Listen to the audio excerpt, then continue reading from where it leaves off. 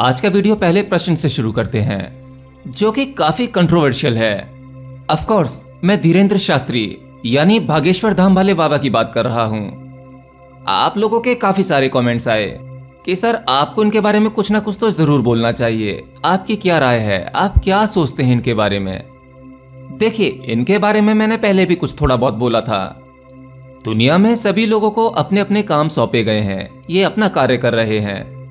रही उन लोगों की बात जो ये कह रहे हैं कि ये अंधविश्वास फैला रहे हैं, लेकिन अगर आप इसमें थोड़ा गहरा सोचेंगे तो आपको ऐसा कुछ नहीं मिलेगा। क्योंकि कोई व्यक्ति अगर अपने धर्म का प्रचार कर रहा है तो इसमें गलती क्या है? बाकी सब भी तो कर ही रहे हैं। किसी विशेष धर्म की पूरी जमात गली में घूमती है और अपने धर्म के लोगों को उस धर्म के प्रति जगाती है, जिसमें मैंने उन जमातियों को अपने ही कानों से कहते हुए सुना है कि तुम ये फला फला काम करो, तुम्हें जन्नत नसीब होगी, 36 हूरें मिलेंगी, वहां शराब के झरने होंगे। मतलब एक अलग ही प्रकार की लाइफ उनको बता दी जाती है। बस तुम्हें अपने इस जन्म में ये करना होगा, मरने के बाद तुम्हें ये मिलेगा, नहीं तो तुम्हें जहन्नुम मिलेगी। मैंने उन लोगों को इस तरह की बहुत सी मजाकिया बातें करते हुए सुना है। मजाकिया इसलिए क्योंकि इस जन्म में शराब को हाथ लगाना गुनाह है, लेकिन वहीं जन्नत में आपको शराब के झरने मिलेंगे। तो ये लोग गली गली घर घर जाकर अपने धर्म का प्रचार करते हैं। सबको अपने अपने धर्म के बारे में बताने का या जगाने का पूरा हक है, सब करते ही हैं। क्रिश्चियनिटी अपने धर्म का प्रचार कर रही है।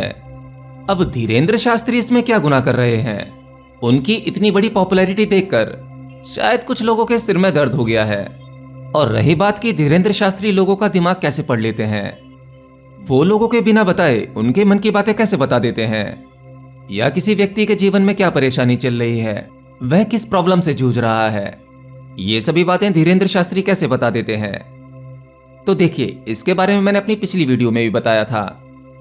एक तो तरीका होता है कि प्रैक्टिस करके अपने दिमाग को इतना ट्रेन किया जा सकता है कि कुछ बातें आप लोगों के मन की समझ सकते हैं, जिसमें कि एक नाम आपको पता होगा, सुहानी शाह, जो संदीप महेश्वरी के शो में आई थी।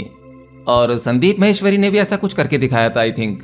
तो ये ब्रेन की बेसिक प्रैक्टिस होती है, अगर आप इसमें थोड़ा बहुत काम करेंगे तो ये आप भी कर सकते हैं। सुहानी भी बहुत एजुकेटेड नहीं है, बट उनकी प्रैक्टिस बहुत लंबे समय से है, इसलिए वो आज इसमें एक्सपर्ट्स हैं। और रही बात धीरेंद्र शास्त्री की, तो देखिए, एक तो होता है सांसारिक भौतिक विज्ञान, जिसको समझा जा सकता है, उस पर प्रैक्टिस की जा सकती है।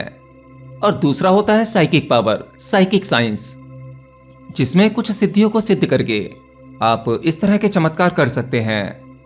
धीरेंद्र शास्त्री के बारे में आपने एक बात देखी होगी, वो हनुमान जी के भक्त हैं और हनुमान जी को अष्ट सिद्धि और नवनिधि के दाता के नाम से भी हम जानते हैं। इन अष्ट सिद्धियों के बारे में आपको शायद नहीं पता होगा। इन सिद्धियों के माध्यम से वो सब कुछ किया जा सकता है जिसके बारे में कल्पना करना भी मुश्किल है।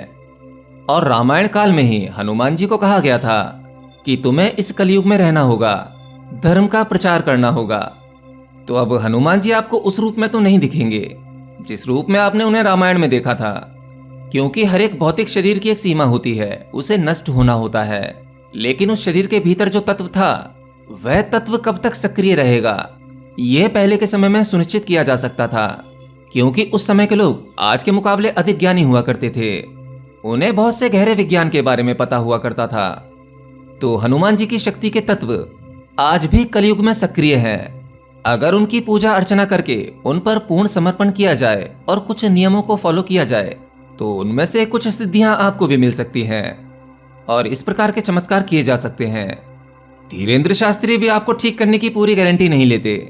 वो साफ साफ कहते हैं कि बजरंगबली आपके दुखों को हर लें, और अगर आपकी आस्था उनके पास जाने से पहले बहुत अटूट है, दृढ़ विश्वास है, तो आपके वह विश्वास की शक्ति हनुमान जी के प्रति इतनी अधिक होती है कि बहुत अधिक चांसेस हो जाते हैं आपके काम हो जाएंगे। और धीरेंद्र शास्त्री ये भी क्लेम नहीं करते कि मेरे पास ही इस तरह की चमत्कारिक शक्तियां हैं। वो कहते हैं कि आज भी भारत में ऐसे बहुत सारे लोग हैं, कुछ ऐसी छोटी छोटी जगहों पर भी हैं जहां हर कोई नहीं पहुंच पाता, वो पॉपुलर नहीं है, लेकिन इस प्रकार की विद्या उनके पास है। तो ये बिल्कुल संभव है। आप किसी का दिमाग पढ़कर उसकी दुख या परेशानियों के बारे में जान सकते हैं। मेरे देखे धीरेंद्र शास्त्री कुछ गलत काम तो नहीं कर रहे। आज दुनिया में दो तरह के मोटिवेशनल स्पीकर्स हैं। एक तो वो जिन्हें आप अच्छी तरह से जानते हैं, जैसे संदीप महेश्वरी, जो आपको संसार दुनिया समाज की अचीवमेंट को हासिल करने में आपकी सहायता करते हैं। अगर आप अपने बिजनेस को लेकर हारे हुए हैं, एजुकेशन को लेकर हारे हुए हैं, अपना गोल डिसाइड नहीं कर पा रहे हैं, तो ऐसे में कुछ स्पीच देकर आपको कुछ समय के लिए मोटिवेट किया जा सकता है। ऐसे दुनिया में बहुत सारे मोटिवेशनल स्पीकर्स हैं। दूसरे वो जो आपको दुनिया संसार समाज के बाहर की चीजों के लिए प्रेरणा देते हैं, जो आपको स्पिरिचुअलिटी के लिए मोटिवेट करते हैं। तो जब दो प्रकार के मोटिवेशनल स्पीकर हैं, तो दुनिया में दो प्रकार के लोग भी तो हैं, या कह सकते हैं तीन प्रकार के। एक तो वो जो दोनों में ही इंटरेस्ट नहीं लेते। अगर आप सक्सेस, फेलियर, अचीवमेंट, धन, दौलत, एजुकेशन, पद, प्रतिष्ठा, इनके बारे में ज्यादा सोचते हैं, तो आप सामान्य मोटिवेशनल स्पीकर के पास जाते हैं, उनकी बातें ज्यादा सुनते हैं, आप यूट्यूब पर वही सर्च करते हैं। लेकिन अगर आपको स्वयं की खोज करनी है, आपका मन उस ओर ज्यादा जाता है, आप ईश्वर, परमात्मा, आत्मा के बारे में अधिक सोचते हैं, तो आप आध्यात्मिक गुरुओं को सुनते हैं। क्यों, ऐसा ही है ना? अब सवाल ये उठता है कि आज दुनिया में बहुत सारे आध्यात्मिक गुरु हैं। जैसे एक सदगुरु हैं, जिन्हें मैं समझता हूं सभी लोग जानते होंगे। ओशो के बारे में भी आप जानते होंगे। इन जैसे गुरुओं ने आध्यात्म में बहुत ऊंची उड़ान भरी। तो सवाल यह उठता है कि क्या इनके पास में कोई तांत्रिक विद्या नहीं थी? इन लोगों ने तांत्रिक विद्या का इस्तेमाल क्यों नहीं किया? इसका जवाब यह है कि इन लोगों को अलग कार्य सौंपा गया था। जो लोग आत्मज्ञान की ओर अग्रसर हैं, जिन्हें आत्मज्ञान की प्यास है, ये लोग उनके लिए कार्य करते हैं।